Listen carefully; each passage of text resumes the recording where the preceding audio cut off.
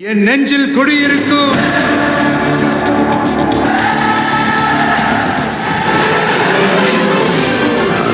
தளபதி. நம்ம சின்னம் உங்க சின்னம் நம்மளோட வெற்றி சின்னம்னு சொல்லிட்டு ஒரு விசில் அடிச்சு மொத்தமா அந்த கூட்டத்தையே வந்து பிளாஸ்ட் ஆக்கிட்டாரு கைஸ். எனக்கு ஒரு விஷயம் தான் கைஸ் சிரிப்பா இருக்கு. எப்போ வந்து டிவி கேக்கு விசில் சின்னம்னு வந்து பதிவாச்சோ அப்பத்துல இருந்து வந்து ஒரு சில பஸ்ல எல்லாம் வந்து விசில் அடிக்கிறத ஸ்டாப் பண்ணிட்டாருங்க. எனக்கு சீரியஸா அவ்வளவு சிரிப்பா இருந்தது, அவ்வளவு பயமாடா அப்படின்ற மாதிரி தான் கைஸ் இருந்துச்சு. ஸோ இன்னைக்கு நம்ம என்ன வீடியோ பார்க்க போறோம்னா, விஜயண்ணா இன்னைக்கு வந்து செயல்கள் கூட்டம் நடத்திருக்காங்க. ஸோ அந்த வீடியோ நம்ம இந்த வீடியோ பார்க்க போறோம். ஸோ வாங்க வீடியோக்குள்ள போகலாம். நம்ம சின்னம் உங்கள் சின்னம். அவங்க பின்னாடி வந்து விசில் விசில் சொல்லும்போது எனக்கு அதுல விஜய் விஜய் கேக்குது. நம்மளுடைய வெற்றி சின்னம் விசில். கப்பு முக்கியம் பகிலே கண்டிப்பா போடு. நம்மளை எதிர்த்து திமுக கூட்டணி கட்சி 13 கட்சி, அதிமுக கூட்டணி கட்சி 8 கட்சி, அப்புறம் அடுத்தது இன்னொருத்தர் பேசிக்கிட்டே இருப்பாரு, பேச வேணாம். ஆக மொத்தம் கிட்டத்தட்ட 24 கட்சி. அண்ணன் எப்படின்னு சமாளிக்கிறீங்க அப்படின்னு பக்கத்துல இருந்து கேட்கலான்னு பார்த்தேன். அதுதான் நம்பிக்கை, மக்கள் அவர் மீது வைத்த நம்பிக்கை. ஒன்னே ஒண்ணு சொல்ற, எழுதி வச்சுக்கோங்க. இதுக்கு முன்னாடி இருந்தவங்க மாதிரியோ இல்ல இப்ப இருக்கிறவங்க மாதிரியோ ஊழல் செய்யவே மாட்டான். தெரியும்னா நீ வேறனா ஒரு பைசா தொட மாட்டான். எனக்கு அது அவசியமே இல்ல. புரியுதுங்களா? எனக்கு அதை தொட வேண்டிய அவசியமே இல்ல.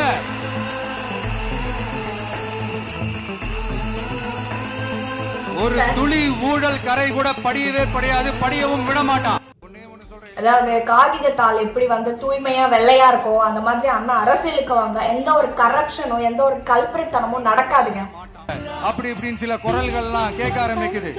கணிக்கவே முடியலன்னு அவங்க வேணா சொல்லலாம், ஆனா மக்கள் ஆல்ரெடி கணிச்சு முடிச்சுட்டாங்க. எப்பவோ முடிவு பண்ணியாச்சுனா நீங்க அவங்க மனசை நல்லா புரிஞ்சு வச்சிருக்கிற நமக்கு அது நல்லாவே தெரியும். அதனால இந்த எலெக்ஷன் ரிசல்ட்டுக்கு அப்புறம் இந்த தீய சக்தி கிட்ட இருந்தோம், இந்த ஊழல்வாத அடிமை சக்தி கிட்ட இருந்தோம் தமிழ்நாட்டை மீட்டுட்டோம்னு உறுதியா அறிவிப்போம். அதுல எந்த மாற்று கருத்து கிடையாது. இது போதும். என் நெஞ்சில் குடியிருக்கும் தோழர்களே, தோழிகளே, நாங்கதான் உங்களோட நான் இருக்கேன், நம்மளோட நம்ம மக்கள் இருக்கிறாங்க. இதுக்கு மேல என்ன வேணும்? அப்படிப்பட்ட இந்த கட்சிகளை உண்மையா தில்லா எதிர்க்கிற அந்த கட்சும் கெத்தும் நம்ம கிட்ட மட்டும்தான் இருக்கு. அதனால நீங்க என்ன சூழ்ச்சி நம்ம மேல பண்ணாலும், என்ன அழுத்தம் நீங்க கொடுத்தாலும், இந்த அடங்கி போறதுக்கோ இந்த அண்டி பொழைக்கிறதுக்கோ இல்ல இந்த அடிமையா இருக்கிறதுக்காக நாம அரசியலுக்கு வரல. என் மண்ணுக்கும் மக்களுக்கும் யார் என்ன தீங்கு செஞ்சாலும் அதை எதிர்த்து அவங்க கிட்ட மக்களை பாதுகாக்கிறதுக்காக தான் நம்ம அரசியலுக்கே வந்திருக்கிறோம். நீங்க சொல்லுமாண்ணா? பையனை துணை முதலமைச்சர் ஆகிட்டார், ரொம்ப சந்தோஷமான விஷயம். அப்பா எனக்கு வயசாயிருச்சு, அதனால உன்னை உருவாக்கிட்டேன் அப்படி அப்படின்னு அப்பப்ப பிஜேபி திட்டிக்கிட்டே இரு, உன்னை அடுத்த பெரியாருன்னு சொல்றதுக்கு ஒரு கூட்டம் வந்துரும். எனக்கு பெரியாருன்னு எனக்கு அந்த ட்ரோல் போட்டதாய ஞாபகம் வருது. அப்புறம் அம்பேத்கர் வாழ்வு சும்மா மேடையில சொல்ல, இன்னொரு கூட்டம் வந்து அடுத்த புரட்சியாருன்னு சொல்றதுக்கு. இதுவாடா தமிழ்நாடு? இதுங்கதான் தலைவருங்க 40 வருஷமா உட்காந்து மேடையில பேசிட்டு இருக்கீங்க. அதோ ப்ரோ வந்து அப்படியே ஆடித்தரமா வந்து ஒன்னொன்னு புட்டு புட்டு வச்சுக்கிட்டு இருக்காரு.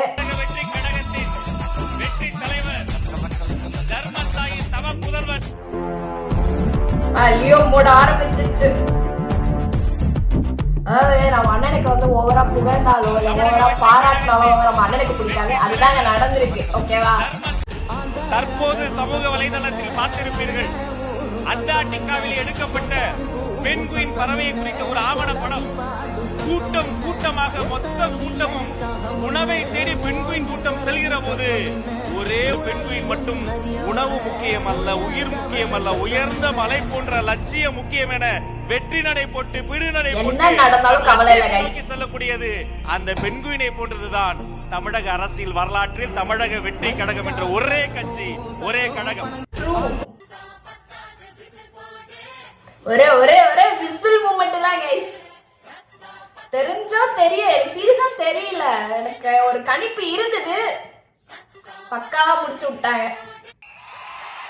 நானும் அடிப்பேன்.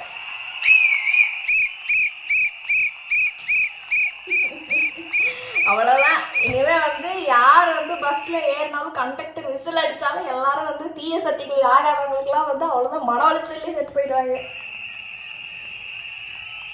கெட்ட கெட்ட காட்டுறாரு நம்ம பாருங்க. சின்னம் உங்கள் சின்னம் நம்மளுடைய வெற்றி சின்னம் விசில். கூட்டணி இதெல்லாம் பத்தி நிறைய இந்த ஏசியங்கள் ஜோசியங்கள் எல்லாம் ஏசியர்கள் ஜெயிச்சீங்களா? என்னப்பா இந்த விஜய் இப்பதான் வந்திருக்கிறாரு, இவரு கூட எல்லாம் யாரு வர போறா, அவங்க வர மாட்டாங்க, இவங்க வர மாட்டாங்க, அப்படி இப்படின்ட்டு நம்மளை பத்தி ஒரு அண்டர் எஸ்டிமேட் பண்ணிட்டு இருக்காங்கல்ல. அது இன்னும் எனக்கு அதுதான் புரியல. வந்து தனியா சொல்லுவா நின்று என்னென்ன பேசணுமோ எல்லாமே பேசிட்டு தான் இருக்காரு. கொண்டு போயிட்டு இருப்பாரு இனிமேலும். ஸோ இன்னும் என்னது வராது, முடியாது, நடக்காது இப்படின்னே சொல்லிட்டு இருந்தா என்ன உங்க அசம்ஷனை தூக்கி போகியில கொளுத்திருக்க வேண்டியதா? இன்னும் அது கண்டினியூ ஆயிட்டு இருக்கு. நமக்கு புதுசா என்ன, 30 வருஷமா நம்மள அண்டர் எஸ்டிமேட் பண்ணிட்டு தான் இருக்கிறாங்க. அது தவிர்த்து வேற எதுவுமே தெரியாது. ஆனா மக்கள் கரெக்டா நம்மள எஸ்டிமேட் பண்ணி ரொம்ப அழகா, ரொம்ப அக்கறையா, ரொம்ப தெளிவா, ரொம்ப தீர்க்கமா நமக்குன்னு ஒரு இடத்தை கொடுத்திருக்காங்கல்ல. எப்படி என் கேரியரின் உச்சமான ஒரு இடத்தை கொடுத்திருக்காங்கல்ல. பல தலைவர்களை பார்த்து விட்டு இங்கே வந்திருக்கிறேன். பார்த்தேன். அப்போது நான் நினைத்தேன், சிறு வயது எனக்கு 26 வயதிலே சட்டமன்ற உறுப்பினர். அப்போது உங்களை போலதான் நானும் இருந்தேன். ஆனால் நம்முடைய தலைவரோடு இணைந்ததற்கு பிறகு எங்கு சென்றாலும் உங்களை பார்க்கின்ற போது ஆள் விட்டா போதும் அப்பா போட்டு முதிர்த்து முடிக்கிறாங்க. ஒரு பக்கம் செல்ஃபி எடுக்கிறாங்க, ஒரு பக்கம் திருப்புறாங்க, ஒரு பக்கம் 5 மணிக்கு மொழிபோர் தியாகிகளை பத்தி முதலமைச்சர் ஸ்டாலின் சார் பேச போறாரு. மீட்டிங் முடிஞ்சோன்னு தான் பேச போறாரு. நீ எழுதி வச்சுக்கோங்க, 400 பேர் பார்த்துட்டு இருப்பா எல்லா சேனல்லையும், யூடியூப்ல. அந்த 400 பேருக்கு ஒரு பெரிய ஐடி விங்க, அதுக்கு ஒரு மினிஸ்டர், அதுக்கு ஒரு எங்கள் தலைவர் இப்ப பேசுறதுக்கு அடுத்தது பேசுறதுக்கு வெயிட் பண்ண பாத்தீங்கன்னா 5 கோடி பேர் வெயிட் பண்ணிட்டு இருக்காங்க. 5 கோடி பேர் வேற மிரட்டிட்டாங்க, பயந்துட்டாங்க. சிபிஐ ஆபீஸ்க்குள்ள நுழையும் பொழுது 10 பேர் ஓடி வருவாங்க செல்ஃபி எடுக்கிறதுக்கு. எனக்கே ஷாக்கு, என்னென்ன எங்க போனாலும் உங்களுடைய ஆதரவாளர்கள் வச்சிருக்கீங்களே. அதுல முக்கியமா நிறைய பேர் இவங்களுக்கு சிம்பிள் கிடைக்குமா, அப்படி கிடைக்குமா, 234 தனித்தனியா கொடுத்து இவங்களை காலி பண்ணிடுவாங்க.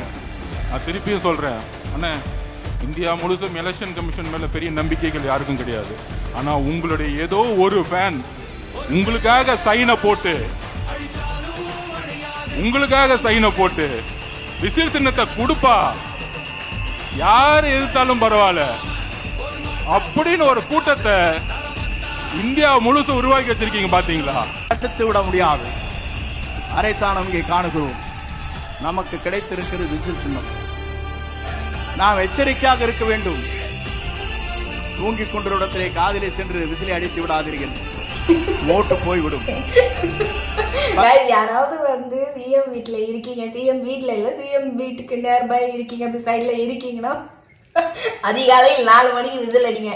எப்படி இருக்குன்றத நான் வந்து பார்க்கணும். பஸ் ஸ்டாண்டிலே வயதிலே இருக்கின்ற தடுமாறி கொண்டிருக்கிற பெரியவர் இருக்கிடத்திலே திடீரென்று விசில் அடித்தால் அவர் தடுமாறி போய்விடுவார். ஆகவே நம்முடைய விசிலை பொறுத்தவரை எச்சரிக்கையாக இருக்க வேண்டும். 3000 ரூபாய் கொடுத்தீங்க, 30,000 கூட கொடுங்க.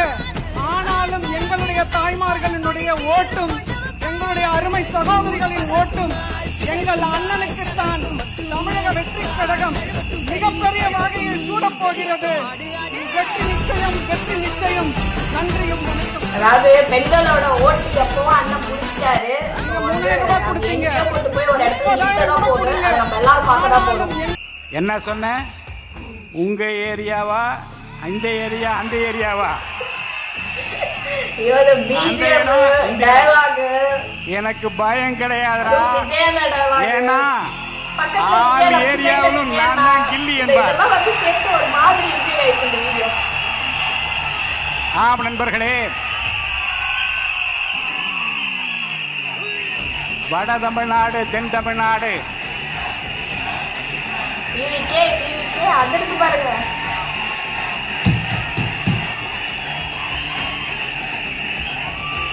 அந்த பக்கம் இந்த பக்கம் என்றில்லாமல் எந்த பக்கம் திரும்பினாலும் விசில் சத்தம் கேட்கிறது.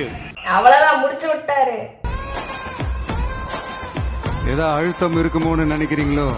இல்லண்ணா இல்லண்ணா இல்லண்ணா இல்லண்ணா இல்லண்ணா இல்ல. அழுத்தமா நமக்கா? அழுத்தத்தையே அழுக வச்சிருவாரு அவரு. இந்த அழுத்தத்துக்கெல்லாம் அடங்கி போற ஆளா இந்த ஆளு? போடுங்க போடுங்க. இந்த மூஞ்சா பார்த்தா அப்படியா தெரியுது உங்களுக்கு? My God. அதனால அப்படியெல்லாம் நடக்காது. அதுவும் முக்கியமா நம்ம கிட்ட அதெல்லாம் நடக்கவே நடக்காது. பலிக்காது நடக்காது.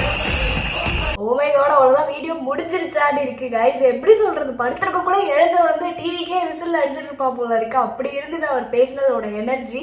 ஸோ வந்து ஹோப்ஃபுல்லி இந்த வீடியோ உங்களுக்கு ரொம்ப பிடிச்சிருக்கும்னு நான் நினைக்கிறேன். நெக்ஸ்ட் ஒரு சூப்பரான வீடியோ உங்களை பார்க்குறேன். பாய். என் நெஞ்சில் குடியிருக்கும்